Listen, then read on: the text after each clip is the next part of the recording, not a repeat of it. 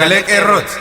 Sagaleen qeerroo torbaanitti guyyaa 3 diddaa uummata Oromoo fi saboota cunqurfamoo impaayera biyyattiin mara akkasumas shira mootummaa abbaa irree wayyaanee kan gabaasu. Kun sagalee qeerrooti.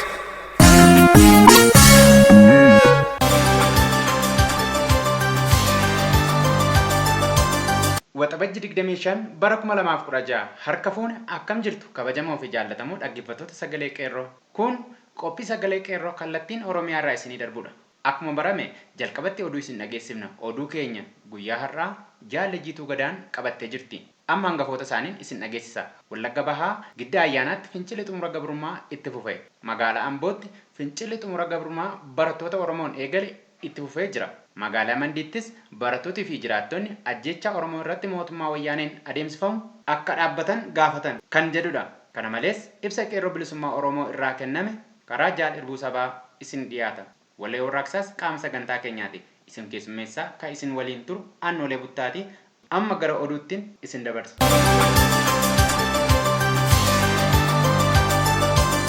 Godina Wallagga Bahaa aanaa gidda ayyaanaa magaalaa ayyaanaatti fincilli xumura gabrummaatti fufe. Mootummaan garboonfataa ilmaan Oromoo biyyaa baasuun galaana irratti fi gammoojjii keessatti akka dhuman kaanis mana hidhaatti gidiraa kan jiru kanneen akka Obbo Baqqalaa Garbaa fa'aa hiikaman. Ajjeechaan ilmaan Oromoo irratti Arsii Lixaa Shaashamanneetti akkanumas Harargee keessatti humna bixxillee wayyaanee liyyuu poolisii Somaaliin fudhatamaa jiru balaaleffachuun hiriira mormii barattooti geggeessaa turan. Hawaasi magaalaa ayyaanaa dabalachuun fincilli itti fufee jiraachuu odeessi sagalee qeerroo giddaa beeksise. Oduu biraan lixa shaggar magaalaa Amboo keessatti waraaqsa akkuma finiinetti jira. Magaalaan Amboo daran dirree waraanaa fakkaattee jirti. Mormiin wayyaanii wajjin eegalame itti fufuun barattoonni kutaa 11ffaa qophaa'ina Amboo balaaleffannaa ajjeechaa uummata Shaashamannee du'a gara jabummaa mootummichi uummata Oromoo irratti fudhachaa jiru addatti mormaa jiru. Barattoonni kutaa 11 barumsa dhiisanii yaa'anii murna bicuu guggaa sanyii keessattuu Shaashamannee keessatti fudhataa jirtu balaaleffataa jiran. Ajjeechaa sukkanneessaa akka hatattamaan dhaabu gaafatuun humna afaan qawweettaman dura barattoonni dhaabatanii mormii haala gaariin dhageessisaa jiru.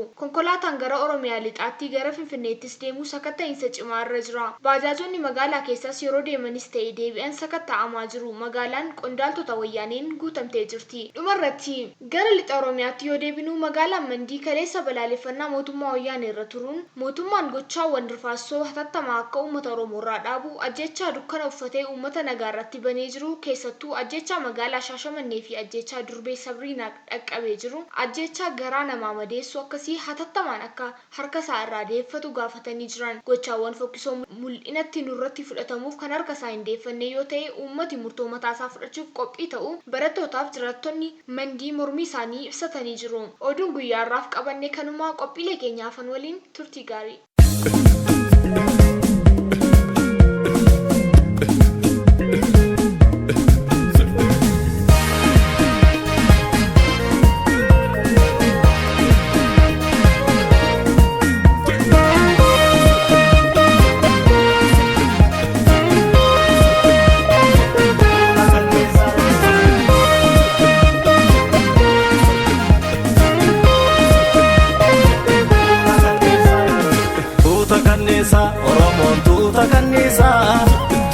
Oromoon tuuta kanniisaa wal kaasa wal jajjabeessa kan alaa jirtanii qeerroo biyya keessa. Tuuta kanniisaa Oromoon tuuta kanniisaa tuuta kanniisaa Oromoon tuuta kanniisaa wal kaasa wal jajjabeessa kan alaa jirtanii qeerroo biyya keessa. Sammuunis ta'e garaa yaaddaa ormaaf taateefiif baddaa nama taateen namoomne bineensummaa sin milkoofne gidduu jirta bakka hin qabdu fixe jettan jalqabdu atuun beektu eenyummaa kee ofiif nyaatta mar'ummaan kee dhugaan qabdu dhugaa nyaattaa ormaaf jettee haadhoo gatta gurraan qabdu garaa malee duutee dhabdee awwaalallee jira seetaa milqaanoftu ofiif nyaachaa yoo qoonqoftu kan ormaallee ormumaa fi asmaaf nyaatta fira ofii. Ilaamee jaraafis gatiin qabdu sin barbaadan homaa daadoo ormaatu haramtu kan kee maasiin kosii hoomaa jooraa oltee jooraa bultaa ofiin qabdu boqonnaa haadhoo keefis homaan iltuu ni ciqilta akka ormaa garuu nyaattus dhubbis numa baastaa harkee ormaa silas ormaa si nyaachisee quba kaa'aa ni kaffalta gatii hamaa anarraa dhalattee hammanaan qoccoltu daangaa keetiif wareegamtee maqaa kee maaf hin tolchitu. Dhaabbii baddeeti baranaa mana seeta lafa onaa. Lakkii galii mana keetii of hin nyaatiin harka keetiin.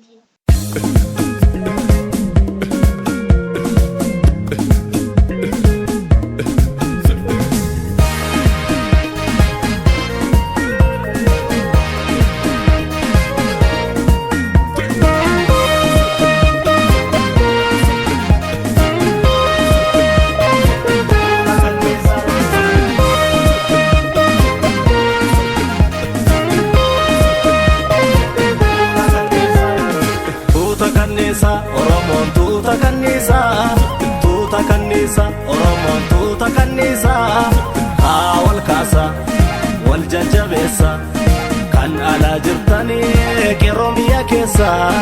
Tuuta kanniisa Oromoon tuuta kanniisa Oromoon tuuta kanniisa haa wal kaasa wal jajjabeessa kan alaa jirtanii qeerroo biyya keessa. Ajjechaan ilmaan Oromoo irratti raawwataa jiru fincila xumura gabrummaa boodatti hin deebisu. Hidhannoo hidhateen gootummaanii kaayyoo koon jijjiiru gonkumaanii hanga bilisoomtu Oromiyaanii hanga bilisoomtu Oromiyaanii dhiigaa kiyyaa irratti lolaasaa lafee kiyyaa irratti caccabsaa wareegameen bilisaan hambaasaa wareegameen walaabaan hambaasaa wareegameen bilisaan hambaasaa wareegameen walaabaan hambaasaa wareegameen bilisaan hambaasaa wareegameen walaabaan hambaasaa wareegameen bilisaan hambaasaa. Mootummaan wayyaanee abbaa irrummaa isaa bifa mul'ataa fi dhokataadhaan gad jabeessee itti fufuun lammiilee Oromiyaa ilmaan Oromoo mana jireenya isaa fi bakkoota hojii akkasumas manneen barnootaa sadarkaa gadii hanga yuunivarsiitii keessatti adamsuun rasaasaan ajjeesaa kaanis hidhaatti guuraa aangoo irra bubbuluun waggoota 26 lakkaawwataa jira.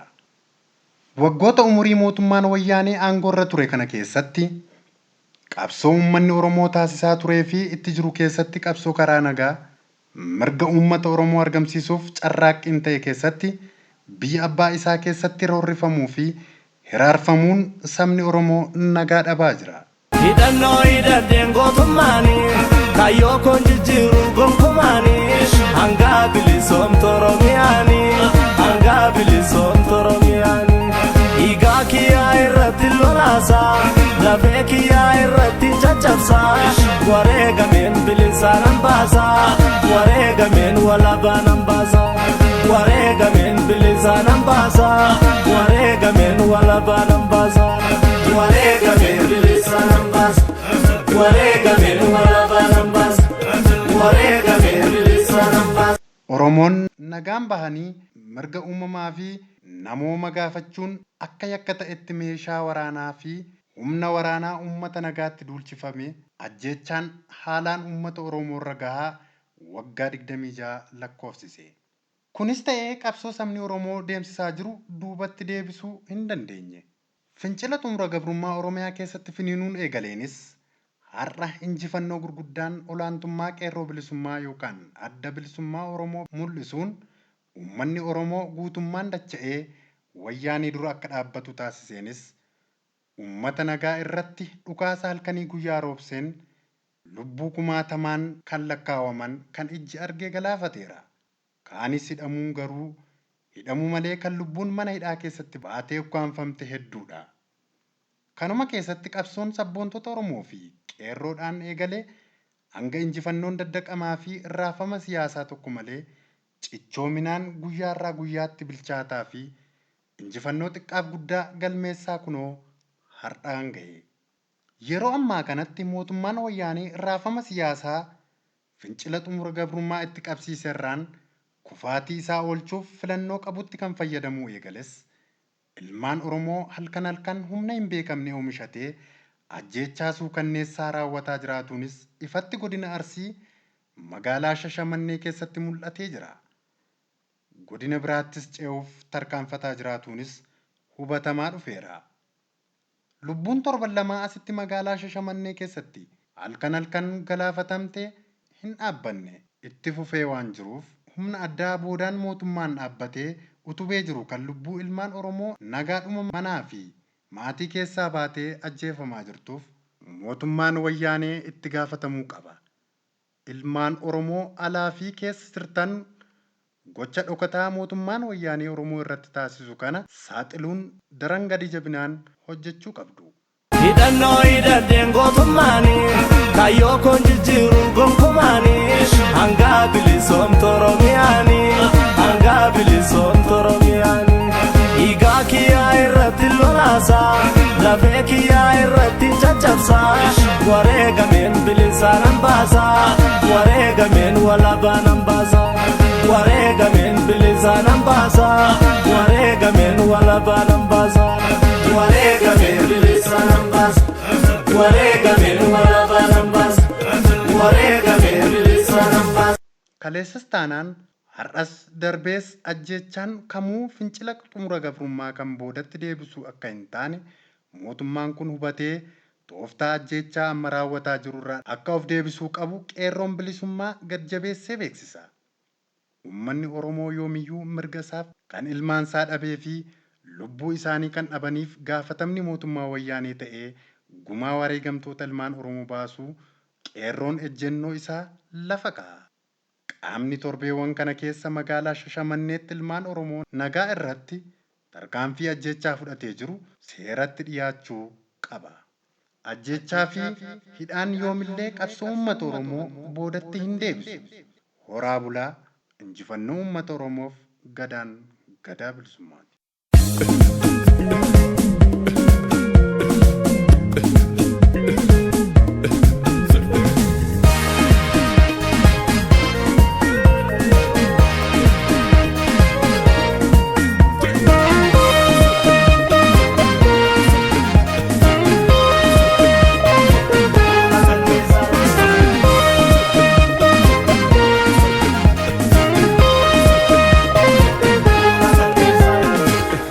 Oromoon tuuta kanniisa Oromoon tuuta kanniisa haa wal kaasa wal jajjabeessa kan alaa jirtanii qeerroon biyya keessa tuuta kanniisa Oromoon tuuta kanniisa tuuta kanniisa Oromoon tuuta kanniisa haa wal kaasa wal jajjabeessa kan alaa jirtanii qeerroon biyya keessa.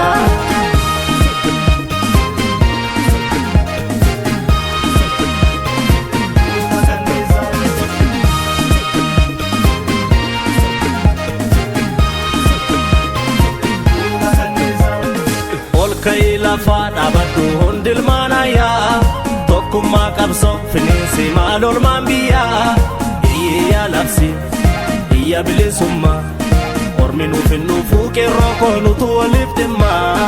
Tuuta kanniisa Oromoon tuuta kanniisa tuuta kanniisa Oromoon tuuta kanniisa haa ol kaasa wal jajjabeessa kan alaa jirtanii qeerroo biyya keessa. Hundeen keenyallee nu tokkolmaan Oromticha tokkummaa dhabuut nu tolchee saaba garbicha egaa hin gabroomnu bara dhufee darba wallaalaa barsiifne beekaa keen qabanne ofirraa buqqifnaa warra abbaa irree. Tuuta kanniisa Oromoon tuuta kanniisa tuuta kanniisa Oromoon tuuta kanniisa haa ol kaasa wal jajjabeessa.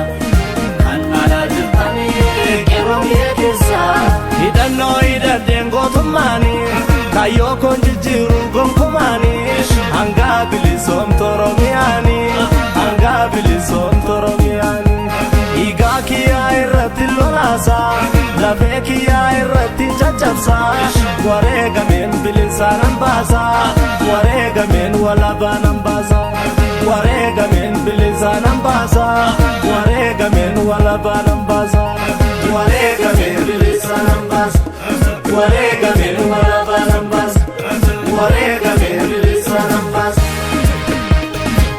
bilisaan hambaasa bilisaan hambaasa.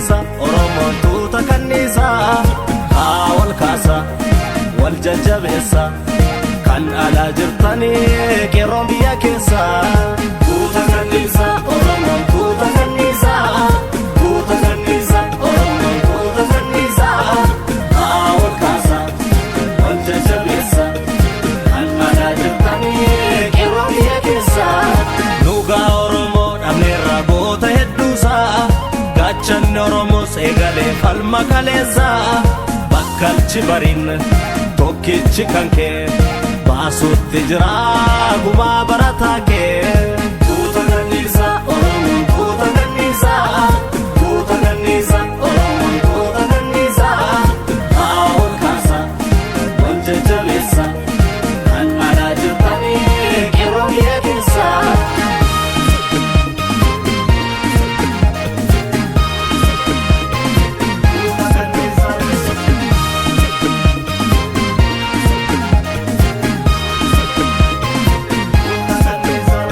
hidhannoo hidhadheen gootummaani kayyoo koon jijjiiru gonkumaani hangaa bilisoomta Oromiyaani hangaa bilisoomta Oromiyaani dhiigaa kiyyaa irratti lolaasa lafee kiyyaa irratti caccabsa wareegameen bilisa nan baasa wareegameen walabaa nan baasa wareegameen bilisa nan baasa wareegameen walabaa nan baasa wareegameen bilisa nan baasa wareegameen walabaa nan baasa wareegameen bilisa nan baasa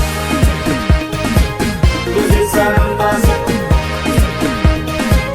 bilisa nan baasa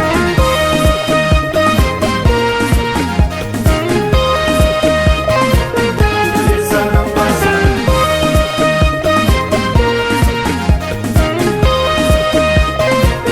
bilisa nan baasa. Egaan dhaggeeffattoota keenya qophii keenya guyyaa har'aaf jenne asuma irratti goolabna waan nu dhaggeeffattaniif galatoomaa isiniin jechaa sagantaa keenya guyyaa biraan hanga wal arginutti nagaan nu tura injifannoon uummata Oromoof gadaa bilisummaati.